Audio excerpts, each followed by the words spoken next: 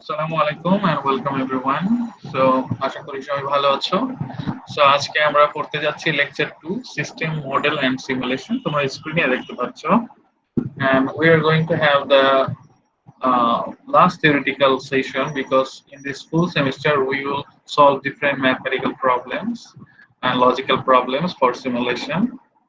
So it is very important for actually having the basic of lab and other things. So আমাদের আজকের লেকচারের তাহলে নাম কি? System model and simulation. System model and simulation. সবাই একটু যতক্ষণই পারা যায় আমার সাথে কানেক্টেড থাকবে, আমি মাঝখানে মাঝখানে সব ডিসকাস করব, তোমাদের সাথে জিজ্ঞেস করব, ঠিক আছে? তাহলে সিস্টেম মডেল এন্ড সিমুলেশন তোমরা স্ক্রিনে দেখতে পাচ্ছ। তোমাদের কাছে প্রথম প্রশ্ন, সিস্টেম বলতে কি বোঝায়? কেউ কি বলতে পারবে?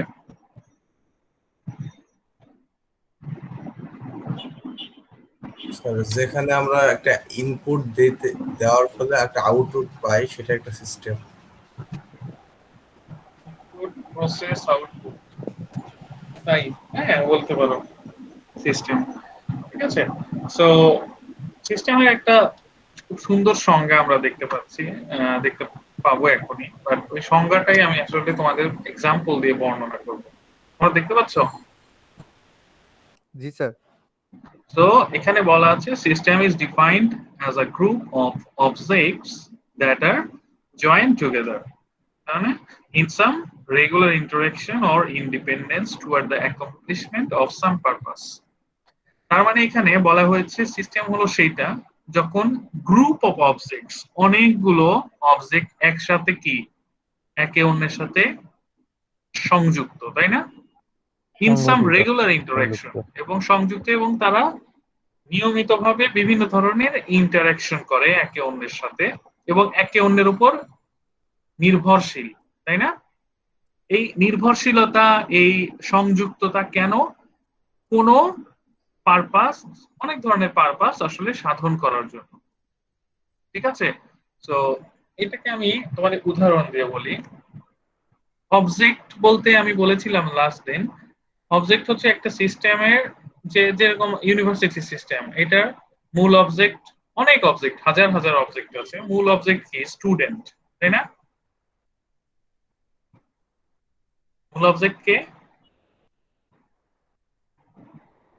স্টুডেন্ট। কথা শোনা যাচ্ছে ক্লিয়ার? জি স্যার, শোনা যাচ্ছে স্যার। আচ্ছা, আমার সাথে একটু ইন্টারঅ্যাকশন করতে হবে। মূল অবজেক্ট হচ্ছে স্টুডেন্টস। স্টুডেন্টস আরো অবজেক্ট আছে, টিচার, অ্যাডমিনিস্ট্রেশন, ক্লাসরুম, এগুলো সবই অবজেক্ট। কিন্তু ক্লাসের যদি কথা বলি, পিসি, বোর্ড, চেয়ার, টেবিল, এগুলো সবই অবজেক্ট। এগুলো সবই কি ওই সিস্টেমের, ইউনিভার্সিটি সিস্টেমের অবজেক্ট। এরা একে অন্যের সাথে জয়েন্ট, জয়েন্ট না?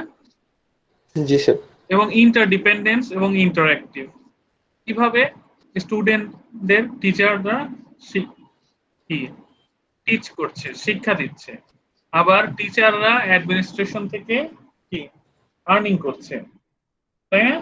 স্টুডেন্টরা অ্যাডমিনিস্ট্রেশনে ফিস দিচ্ছে, আবার স্টুডেন্টরা শিক্ষা নিচ্ছে, আবার ক্লাসরুমে বসছে, ক্লাসরুমও কানেক্টেড, ক্লাসরুম না থাকলে কোথায় শিক্ষা দেবে, তাই না? আবার পিসি ইউজ করছো, এগুলো সব কি একে অন্যের সাথে কানেক্টেড? কানেক্টেড না? কানেক্টেড।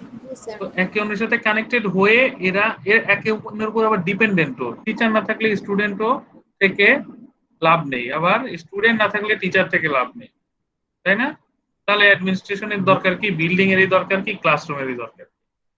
তো এরা সবাই আসলে মিলিতভাবে একটা উদ্দেশ্য সাধন শিক্ষা ব্যবস্থা যোগান দিচ্ছে, তাই না? প্রত্যেকেরই আলাদা আলাদা উদ্দেশ্য আছে না?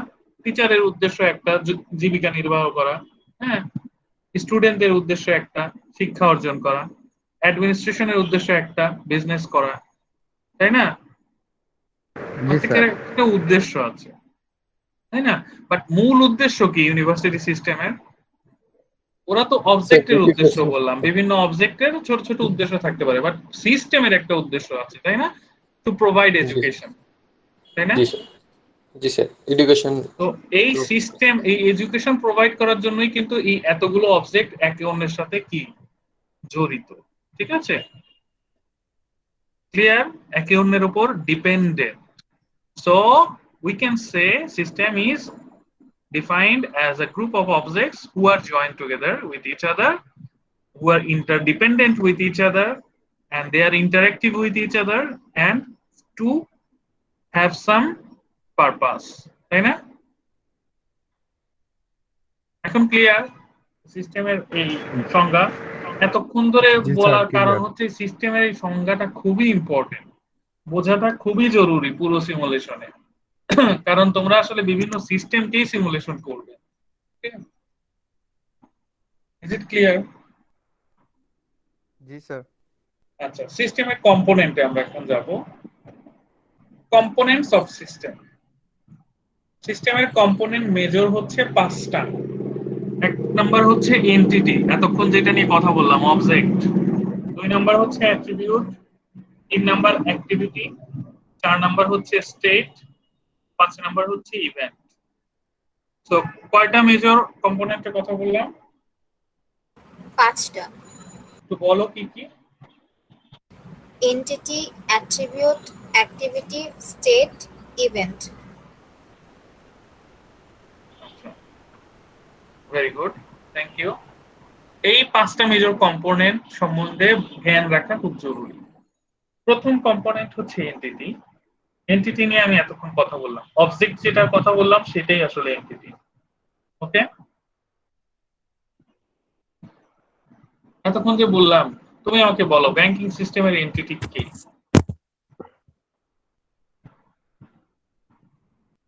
Sir employee.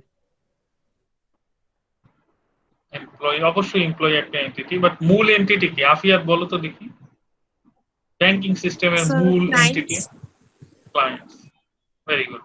তো ব্যাংকিং সিস্টেমের মূল এন্টিটি হচ্ছে ক্লায়েন্ট। ক্লায়েন্টের উপর নির্ভর করেই আসলে কি, ক্লায়েন্ট বলতে কাস্টমার, তাই না? জি স্যার। কাস্টমারের উপর নির্ভর করে তো পুরো ব্যাংকিং সিস্টেম গঠিত, তাই না? তাদের ক্লায়েন্ট কি, কোন ক্লায়েন্ট গুলো বলো তো দেখি? সেই ক্লায়েন্ট গুলো যাদের টাকা দরকার, অথবা টাকা জমা রাখা দরকার, অথবা টাকা নেওয়া দরকার, তাই না? এমন কোন ক্লায়েন্টকে কি দরকার ব্যাংকিং সিস্টেমে যার টাকার দরকার নাই? মানে টাকার দরকার নাই বলতে টাকার সাথে সম্পর্কের কোনো দরকার নাই, উঠানো বা জমা রাখা, সেই ক্লায়েন্ট গুলো কি দরকার ব্যাংকে, না স্যার। ব্যাংকিং সিস্টেমে? না। তো ব্যাংকিং সিস্টেমে অনেক ধরনের এন্টিটি আছে। সাফকাতুল, আমাকে বলো তো আরো একটা এন্টিটির নাম।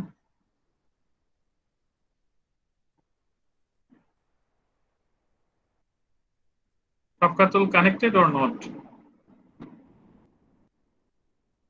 বাড়ি, বাড়ি বলো। স্যার না প্রবলেম। সাফকাতুল শুনতে পাচ্ছ আমাকে? জি স্যার, সাফকাতুল আমাকে বলো, এই যে হ্যালো। হ্যাঁ, শুনতে পাচ্ছ না?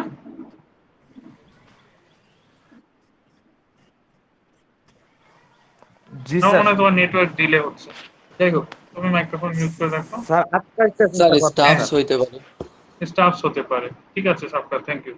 তো স্টাফস হতে পারে, আরো হাজার হাজার ক্লায়েন্ট আছে, হাজার হাজার এন্টিটিস আছে, তাই না? শুধু যে মানুষই এন্টিটি তা কিন্তু না। এন্টিটি মানে অবজেক্ট, সেই অবজেক্ট যে কোনো কিছু হতে পারে।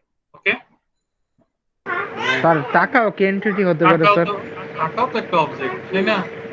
জি স্যার। সো তাহলে ব্যাংকিং সিস্টেম নিয়ে আমি এই 5টা উদাহরণ দিয়ে ফেলি মেজর কম্পোনেন্ট। তাহলে বলো অ্যাট্রিবিউট পরের কথা, আগে আমাকে বলো ব্যাংকের যদি মূল এন্টিটি হয় কাস্টমার, তার বৈশিষ্ট্য কি? স্যার টাকা তোলা, টাকা জমা রাখা স্যার। এটা কি তার বৈশিষ্ট্য? বৈশিষ্ট্য মানে স্যার কি? সেবা প্রদান করা হইতে পারে এটার প্রধান বৈশিষ্ট্য। সার্ভিস দেয়া।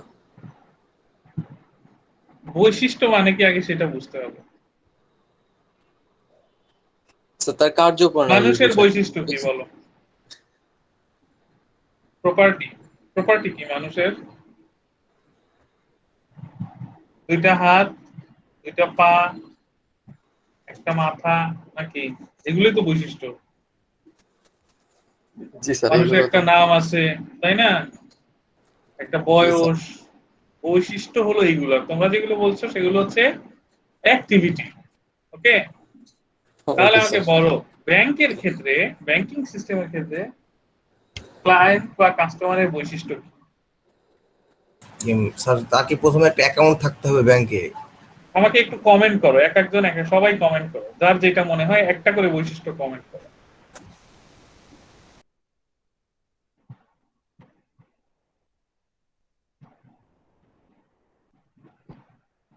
আমি কমেন্ট চাই সবার কাছ থেকে, একটা করে বৈশিষ্ট্য ক্লায়েন্টের, ব্যাংকের সাথে রিলেটেড বৈশিষ্ট্য।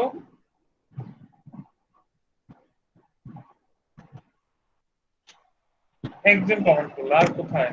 সবাই কমেন্ট করো। লেকচার কিন্তু ইম্পর্টেন্ট আজকে, অল্প শিখবো বাট ইট ইজ ইম্পর্টেন্ট। যা যা মনে আসে কমেন্ট করো, ঠিক হওয়া লাগবে তার তো দরকার নাই, ভুল হোক ঠিক হোক নো প্রবলেম, জাস্ট তোমার গেজটা আমি দেখতে চাই। ভুল হলে আমি সবসময় খুশি, ভুল হলে শেখানোর স্কোপ থাকে, ঠিক আছে?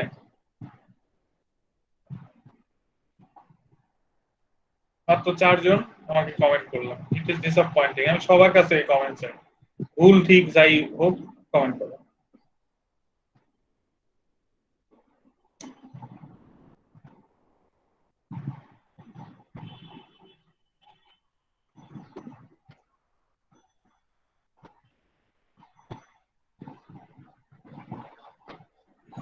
ওকে ফাইন, অনেকেই কমেন্ট করেছে, যারা করনি তাদের কাছ থেকে আমি পরবর্তী প্রশ্ন যখন যাব কমেন্ট চাই। বাট তোমরা যা বললে অনেকেরই সঠিক অ্যান্সার এসেছে। তো ক্লায়েন্ট আইডেন্টিফিকেশন বলতে তুমি বলতে পারো যে ক্লায়েন্টের একটা আইডেন্টিটি নাম্বার আছে, তাই না? সেটা বলতে পারি অ্যাকাউন্ট নাম্বার, তাই না? ব্যাংকের ক্ষেত্রে আইডেন্টিটি মানে কি? Account number. আর ক্লায়েন্টের ওই যে আইডি, ক্লায়েন্টের নাম, ক্লায়েন্টের এনআইডি, হ্যাঁ, ক্লায়েন্টের অ্যাকাউন্ট ব্যালেন্স কয় টাকা আছে সেটাও একটা তার কি প্রপার্টি, তাই না? জি স্যার। তো এগুলো সবই কি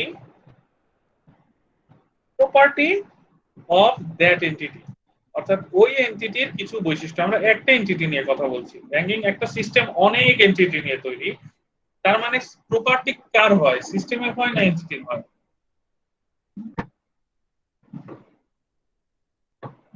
স্যার এন্টিটি স্যার। আমার কথা কি ক্লিয়ার শোনা যাচ্ছে?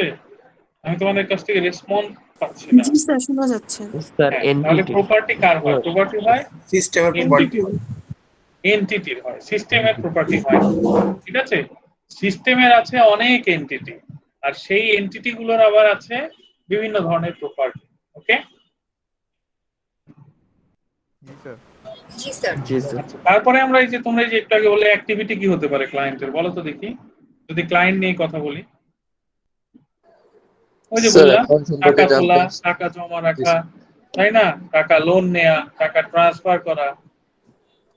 ওকে, এগুলো জি স্যার। সবই কি অ্যাক্টিভিটি। ওকে, তার মানে অ্যাক্টিভিটি কার হয়, এন্টিটি না সিস্টেমের? অ্যাক্টিভিটি সিস্টেমের হয়। স্যার সিস্টেমের এন্টিটির হয়, হয়। অ্যাক্টিভিটিও এন্টিটিরই হয়।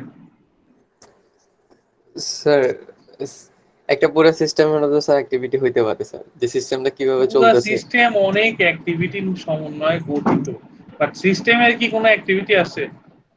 সিস্টেম কোনো কাজ করতেছে একটা নির্দিষ্ট সময়ে, না স্যার, কিছু কাজ হতেছে ওইটাকে আমরা সিস্টেম সিস্টেমের বলবো। মধ্যে হচ্ছে, ওটা জি তো সিস্টেমের অংশ, বাট এন্টিটি সিস্টেমের হয়, তাই না? জি স্যার। আর এন্টিটি গুলোর আবার অ্যাক্টিভিটি থাকে, অ্যাট্রিবিউট, প্রপার্টি থাকে। ওকে, জি স্যার, ক্লিয়ার স্যার, এবার বুঝতে পারছি। তো এগুলো সবগুলো টার্ম একদম ক্লিয়ার থাকতে হবে মাথায়, তাহলে তোমরা আসলে সিমুলেশন করতে পারবা, বুঝতে পারবা, ম্যাথ করতে পারবা। ওকে, দেন স্টেট নিয়ে কথা বলি। স্টেট মানে একটা নির্দিষ্ট সময়ে যদি আমি পুরো সিস্টেমকে রিপ্রেজেন্ট করতে পারি, হ্যাঁ, স্টাডি করে, সেটাকে বলা হয় স্টেট। ধরো আমি বললাম যে একটা সিস্টেমে অনেকগুলো প্রসেস নিয়ে তৈরি হতে পারে, তাই না? জি। জি স্যার। ধরো তুমি এই যে ক্লায়েন্ট বললা যে টাকা জমা দিচ্ছে, হ্যাঁ, এখন যদি আমি বলি যে এই মুহূর্তে সিস্টেমে কতজন টাকা জমা দিচ্ছে, তুমি একটা নাম্বার আমাকে ওই মুহূর্তে দিতে পারবে না? জি স্যার। দিতে পারবে তো? যে জি। 100 জন বা 1000 জন টাকা জমা দিল বা দিয়েছে, এটা হচ্ছে স্টেট। ওকে, অথবা যদি বলো যে সিস্টেমটা আজকে বন্ধ আছে, ওই সিস্টেমটা আজকে খোলা আছে, ঠিক আছে, সেটাও কি স্টেট। স্টেট। ঠিক আছে, তার মানে স্টেট হয় কার? সিস্টেমের। স্টেট হয় কার? সিস্টেমের। System. বুঝতে পারছি। সিস্টেমের অথবা কোন সিস্টেমের অন্তর্গত কোন প্রসেসের। ওকে, জি স্যার। তাহলে আমরা বলতে পারি সিস্টেমটা বিজি, সিস্টেমটা আইডল, তাই না? সিস্টেমটা স্যার এতজন এই আপনার কথা মুহূর্তে, আমার কথা শুনতে পাচ্ছ না? Sir, জি পাচ্ছি। স্যার পাচ্ছি। পাচ্ছি শুনতে। ওকে, তাহলে হ্যাঁ, ওই মুহূর্তে সিস্টেমের অবস্থা সেটাই হচ্ছে স্টেট। ওকে,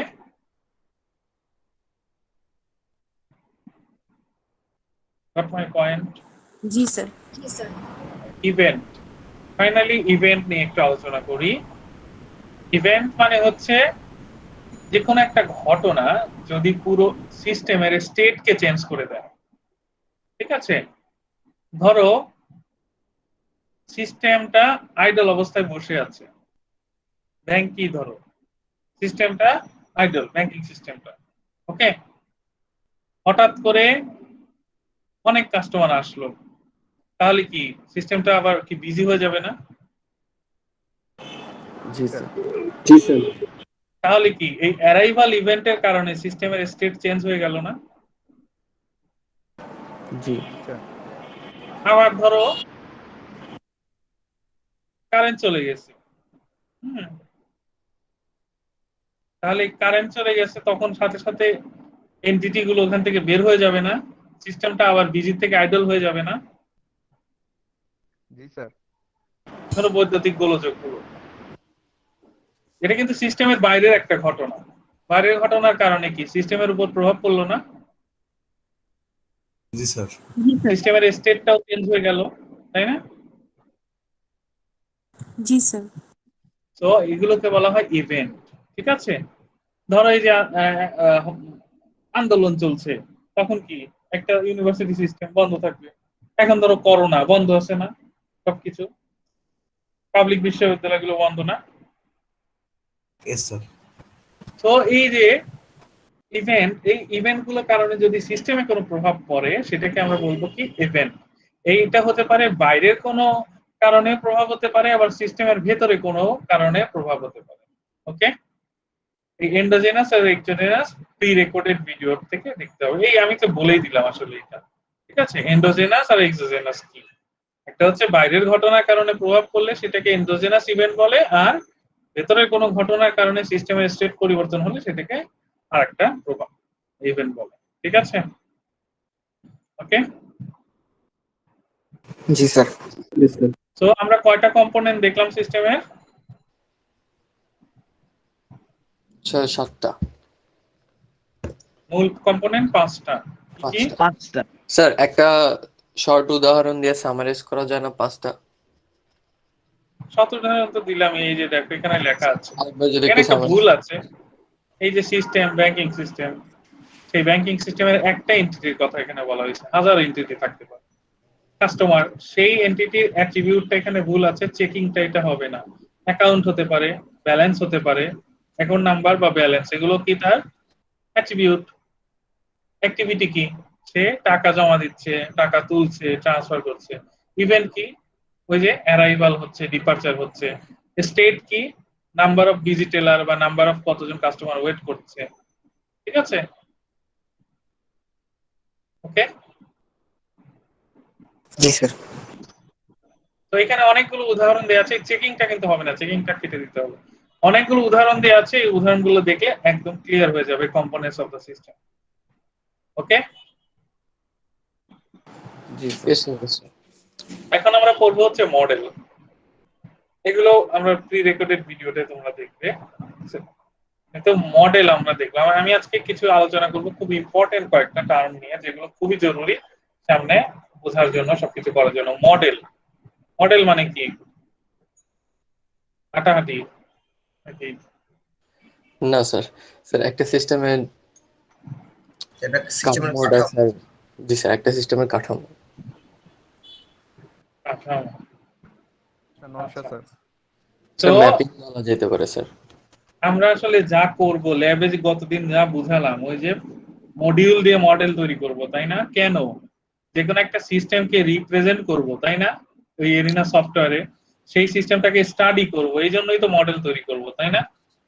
জি স্যার। কতদিন বললাম না আমরা ল্যাবে, বেসিক ল্যাবে? তো কোন সিস্টেমকে রিপ্রেজেন্ট করার জন্যই আসলে মডেল, সেটাকে স্টাডি করার জন্যই কি তৈরি করা হয়? মডেল তৈরি করা হয়। মডেল তৈরি করা হয়। হাঁটাহাঁটি যে করে তারাও কিছু না কিছু রিপ্রেজেন্ট করে। কি করে? জামা কাপড় রিপ্রেজেন্ট করে, তাই না? জি স্যার। তো model is the representation of system, ঠিক আছে? For the purpose of studying the system, অথবা আমরা বলতে পারি এক কথায় সিম্পলিফিকেশন অফ সিস্টেম। ওকে, সেই মডেলটা হতে পারে এই যে এরিনা সফটওয়্যারে আমরা করব, যে কোনো সফটওয়্যারের মডেল হতে পারে। সেই মডেলটা হতে পারে এই যে ড্যাফোডিয়া স্মার্ট সিটি ড্যাফোডিল, এটা যে একটা তোমরা ছোট্ট একটা ড্যাফোডিল দেখেছো বাইরে হার্ড কপি সবসময় প্রিন্স প্লাজার নিচে, দেখো নি? DT5 এর নিচে। জি স্যার। হ্যাঁ, সেটাও একটা মডেল হতে পারে। আবার অ্যানিমেশনেও দেখেছো, সেটাও একটা মডেল, তাই না? জি স্যার। সেইগুলো দেখে আমরা কি করতে পারি? সিস্টেমটাকে স্টাডি করতে পারি, বুঝতে পারি, সেই অনুযায়ী চেঞ্জ করতে পারি, তাই না? তো জি স্যার। এটাকেই বলা হচ্ছে কি? মডেল। ওকে, তো 4 ধরনের মডেল নিয়ে আমি একটু কথা বলবো। একটা হচ্ছে স্ট্যাটিক, ডাইনামিক, আর একটা হচ্ছে ডিটারমিনিস্টিক, স্টোক্যাস্টিক। ঠিক আছে? স্ট্যাটিক মানে কি? স্যার স্থির কোনো কিছু। স্থির, অর্থাৎ ওইটা হচ্ছে সবসময় পরিবর্তনশীল না, একটা নির্দিষ্ট পয়েন্টে যে আমরা সেটাকে রিপ্রেজেন্ট করতে পারি, তাই না? জি স্যার। স্থির, যেরকম বিল্ডিংটা 8 তলা ধরেই আছে। এখন বিল্ডিং কয় তলা? এখন বিল্ডিংটা 8 তলা, তাই জি না? স্যার। স্যার তো মেইন একটা গেট হতে পারে। পার্টিকুলার পয়েন্ট অফ টাইমে আমরা বলতে পারি। স্ট্যাটিক মানে স্থির, আর ডাইনামিক মানে চলমান, তাই না? জি স্যার। ডাইনামিক মানে চলমান চলমান, কোনো। যেটা সময়ের সাথে সাথে পরিবর্তন হয়। এই জি স্যার। সম্বন্ধে আমরা আরো বিস্তারিত দেখবো সামনে যখন মডেল তৈরি করব তখন। তাহলে যে দুইটা সবচেয়ে ইম্পর্টেন্ট, ডিটারমিনিস্টিক আর স্টোক্যাস্টিক। ডিটারমিনিস্টিক মানে কি, বাংলা অর্থ কি?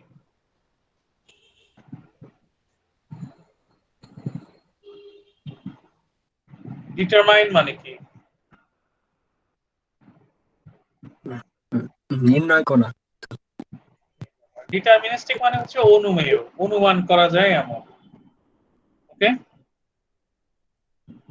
তো আমরা যদি সিমুলেশনে সফটওয়্যারের মাধ্যমে এমন কোনো মডেল তৈরি করি যেই মডেলের কোনো র্যান্ডম ভেরিয়েবল আমরা দিব না, বারবার যে ইনপুট গুলো দিব, আমরা নরমালি মডেলে কি করব বলেছিলাম? ইনপুট দিব, সেটার আউটপুট দেখে অ্যানালাইজ করব, আবার ইনপুট দিব, তাই না? এই কাজই তো করা। তো যেটা ইনপুট গুলো হচ্ছে আমার জানা, সেগুলো আউটপুট গুলো দেখবে যে একই রকমই আসবে।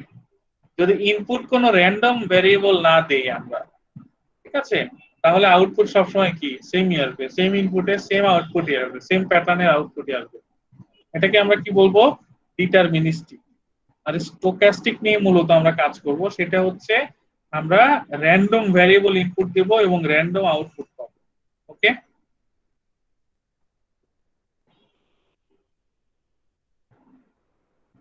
বোঝা গেছে? জি স্যার।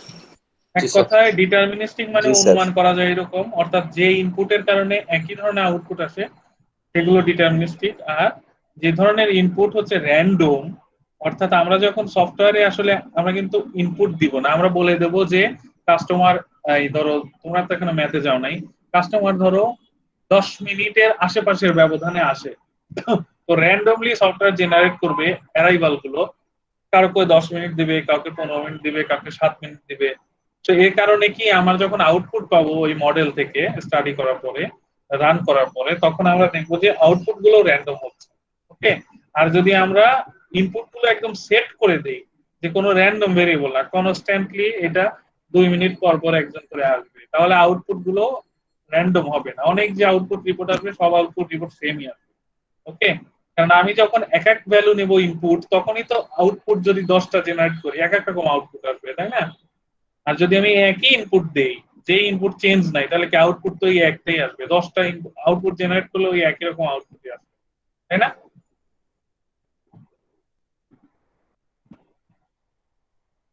বোঝা গেছে? জি স্যার। সো বলতে পারবে তাহলে স্টোক্যাস্টিক আর ডিটারমিনিস্টিক কি এখন?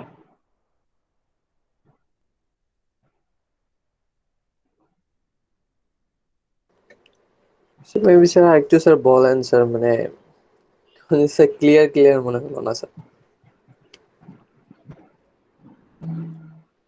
ধরো ব্যাংকে যে কাস্টমার আসে, জি স্যার। এটা কি কোনো টাইম আছে যে না এই স্যার। কাস্টমারটা আসবে 9টায়, নেক্সট কাস্টমার আসবে 9টা 10-এ, তারপরে কাস্টমার আসবে 9টা 20-এ? এটা কি কোনো সময় আছে?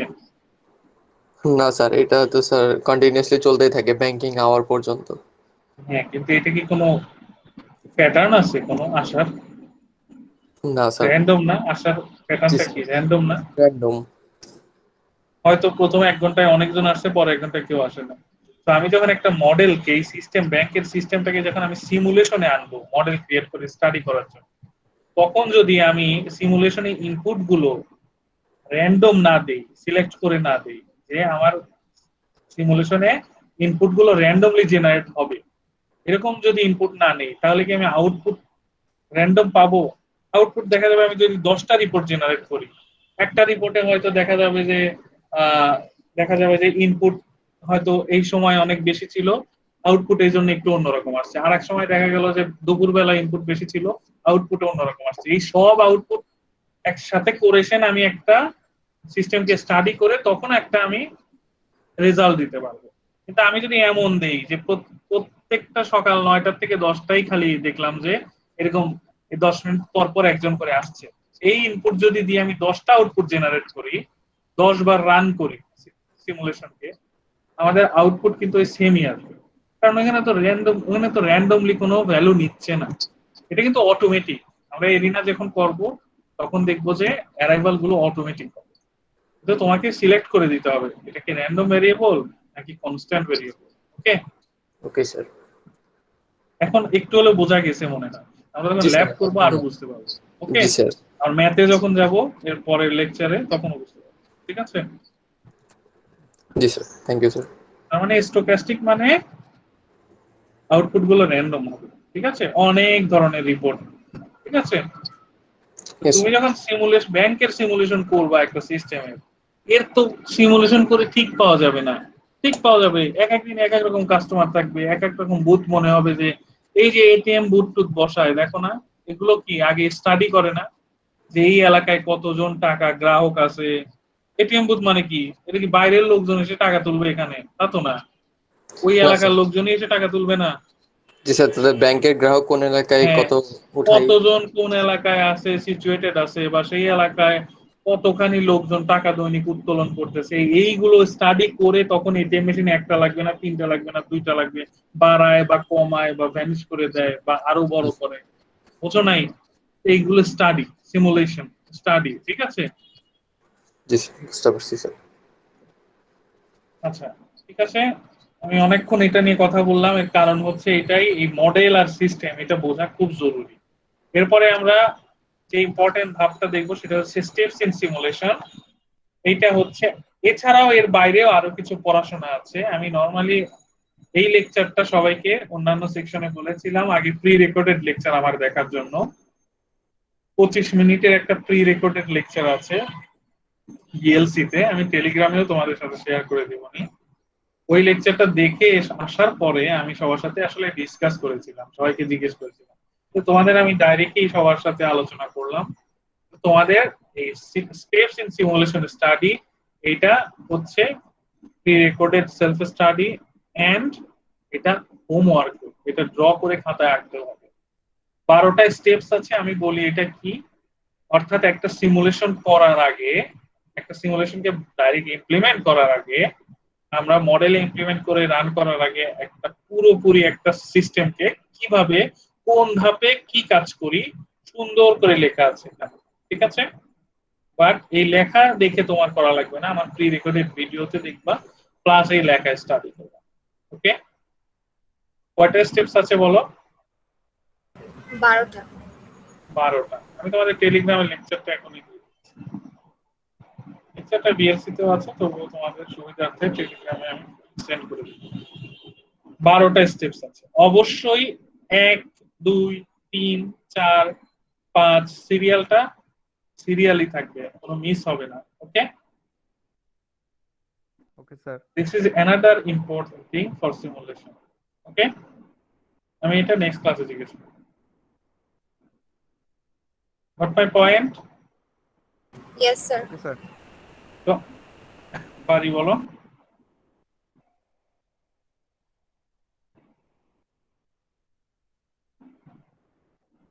আচ্ছা, যাই হোক, ও মনে হয় নেটওয়ার্কে শুনতে পাচ্ছে না। যে আমরা তাহলে আজকে আলোচনা যে করলাম কয়েকটা কম্পোনেন্ট নিয়ে, কিন্তু এত আলোচনা করার মূল বিষয় হচ্ছে তোমাদের ক্লিয়ার করা।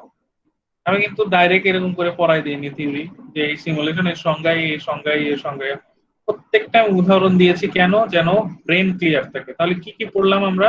পড়েছি অল্প, কিন্তু ব্রেনের ভিতর নিতে হবে এগুলো। কি কি পড়লাম? সিস্টেমের ডেফিনেশন নিয়ে আমি প্রায় 8-9 মিনিট কথা বলেছি, তাই না? জি তো স্যার। সিস্টেম কি এটা ভালোভাবে বুঝতে হবে, তাকে আমরা সিস্টেম বলবো। সিস্টেমের কম্পোনেন্ট গুলো কি কি এখন ক্লিয়ার? আবার একটু বলো তো সিস্টেমের কম্পোনেন্ট গুলো মনে আছে কিনা? Sir entity, attribute, activity, state, event, entity, এই পাঁচটা হচ্ছে স্যার অ্যাট্রিবিউট, স্টেট, অ্যাক্টিভিটি, তাই না? জি স্যার। ইভেন্ট, তাই না? ইভেন্ট, জি স্যার। এই পাঁচটা মূল কম্পোনেন্ট। আরো দুইটা আছে, সে দুইটাও কিন্তু পড়া লাগবে। ওকে, তো প্রি রেকর্ডেড ভিডিওতে পড়া লাগবে। একটা হচ্ছে এন্ডোজেনাস, একটা এক্সোজেনাস। আমি বলেছিলাম সিস্টেমের ভিতরের কারণে যদি সিস্টেমে প্রভাব পড়ে স্টেটে, তাহলে সেটা একটা, এটাকে Endogenous. আসলে বলে হচ্ছে কি এন্ডোজেনাস, আর বাইরের কারণে হচ্ছে এক্সোজেনাস। এটা ওখানে আছে, দেখুন। ঠিক আছে, জি স্যার। আচ্ছা। তারপরে দেখলাম মডেল, ঠিক আছে? আর 4 ধরনের মডেল দেখলাম। কি কি মডেল 4 ধরনের? Static, dynamic, deterministic, stochastic. তো ডিটারমিনিস্টিক আর স্টোক্যাস্টিক নিয়ে প্রায় আমি 10-12 মিনিট আলোচনা করলাম। এখন ক্লিয়ার তো মোটামুটি? আমরা যখন ল্যাবে যাব আরো ক্লিয়ার হয়ে যাবে। ওকে, জি স্যার। আর তোমাদের এইচডব্লিউ স্যার। কি বললাম? স্যার এইচডব্লিউ টা স্যার, জি স্যার, ব্যাংকিং শোনো এর নাই। Model sir. 12টা স্টেপ যে মডেলটা দেয়া আছে স্যার, এটা মডেল। প্রি আর রেকর্ডিং দেখার এক্সাম্পলটা দেখতে হবে নিজেদের আরো ক্লিয়ারলি বোঝার জন্য, বাট খাতায় আঁকা লাগবে আমার এই 12টা স্টেপ। আমি এটা দেখবো নেক্সট। ওকে, স্টাডি করতে হবে প্রি রেকর্ডেড লেকচার থেকে বা স্লাইড থেকে। ওকে, জি স্যার।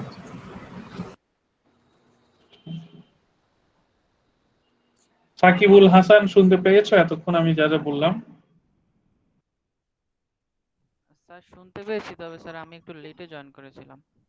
তো রেকর্ডেড লেকচারটা কুইকলি দেখতে হবে আমাদের। আজকের পর থেকে যে ক্লাসগুলো একটাতেও লেটে আর জয়েন করবা না, ট্রাই করবে। যদি নেটওয়ার্ক কোনো ইমার্জেন্সি না থাকে অবশ্যই সাথে সাথে শুরু থেকে জয়েন করতে। পরে যে জয়েন করলে অনেক কিছু আর বুঝবে না, বসে জি থাকা স্যার, লাগবে। আজকে ওকে, কারেন্ট ছিল না স্যার, সেই হ্যাঁ, কারণে। আজকে অবস্থা অনেক খারাপ, যে কারণে আসলে আমরা এই আজকের লেকচার 2টা কমপ্লিট করলাম। ঠিক আছে, তো তিথি আমাকে শুনতে পেয়েছো সব? জি sir. Are you clear what ever we have discussed? G sir. Rahi? G sir.